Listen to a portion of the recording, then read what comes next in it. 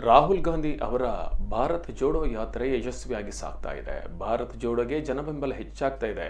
ಈ ಯಾತ್ರೆ ದೇಶದಲ್ಲಿ ಆಗ್ತಾ ಇರುವ ಸಮಸ್ಯೆಗಳ ವಿರುದ್ಧದ ಯಾತ್ರೆ ಎಂದು ರಮನಾಥ್ ರೈ ಹೇಳಿದರು.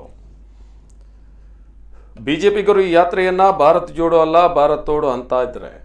ಆದರೆ ಅವರಿಗೆ ಈ ಯಾತ್ರೆ ಮಹತ್ವ ತಿಳಿದಿಲ್ಲ. ಇವರು ಸ್ವಾತಂತ್ರ್ಯದ ಮೊದಲ ದಿನ ರಾತ್ರಿ ಅಖಂಡ ಭಾರತ ಅಂತ ಹೇಳಿ ದೊಂದಿ ಮೆರವಣಿಗೆ ಮಾಡ್ತಾರೆ. ನಮ್ಮದು ಭಾರತ ತೋಡೋ ಹೇಳುವವರು ಇವರ ದೊಂದಿ ಮೆರವಣಿಗೆಯನ್ನು ಬೇರೆ ದೇಶದಲ್ಲಿ ಹೋಗಿ ಮಾಡಲಿ ಎಂದು ರಮನಾಥ್ ರೈ ಆಕ್ರೋಶ ವ್ಯಕ್ತಪಡಿಸಿದರು. ಇರಬೇಕು ಅಂತ ಹೇಳಿ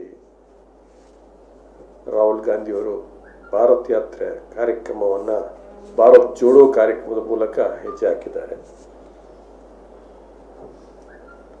ಇದು ದೇಶದ ದ್ವೇಷದ ಬೆಂಕಿಯನ್ನು ಶಮನ ಮಾಡುವಂಥ ದೃಷ್ಟಿಯಲ್ಲಿ ಒಂದು ಹೆಜ್ಜೆ ಅಂತ ಹೇಳುವಂಥ ಮಾತನ್ನು ನಾನು ಹೇಳಲಿಕ್ಕೆ ಇದ್ದೀನಿ. ಅವರು ಪಾದಯಾತ್ರೆ ಉದ್ದಕ್ಕೂ ರೈತರನ್ನು, ರೈತ ಕಾರ್ಮಿಕರನ್ನು, ವಿದ್ಯಾರ್ಥಿಗಳನ್ನು, ಯುವಕರನ್ನು, ಮಹಿಳೆಯರನ್ನು, ದಮನಿತರನ್ನು, ದಲಿತರನ್ನು, ಶೋಷಿತರನ್ನು ಅವರು ಭೇಟಿ ಮಾಡಿಕೊಂಡು ಈ ಒಂದು ಯಾಕಂತಂದರೆ